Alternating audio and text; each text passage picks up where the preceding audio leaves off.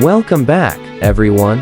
Today, we're diving into a common issue that many car owners face: battery problems. If you've ever found yourself stranded with a dead battery, you know how frustrating it can be. But don't worry, we're here to guide you through the process of diagnosing and fixing battery issues right in the workshop.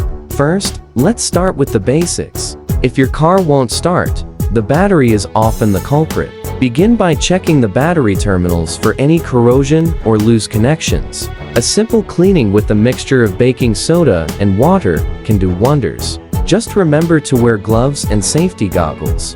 Next, if the connections are secure and clean, it's time to test the battery voltage. You can use a multimeter for this. A healthy battery should read around 12.6 volts. If it's significantly lower, it might be time for a replacement. Now, if you've determined that your battery needs replacing, here's how to do it safely. First, ensure your vehicle is turned off. Disconnect the negative terminal first, followed by the positive terminal. This prevents any electrical shorts. Remove the old battery and place the new one in the same position. Connect the positive terminal first, then the negative terminal. Finally, double check that everything is secure and start your engine. If it roars to life, you've successfully tackled the issue. Remember, regular maintenance can extend your battery's life. Check your battery every 6 months and keep an eye on the connections. Thank you for joining us today. If you found this video helpful,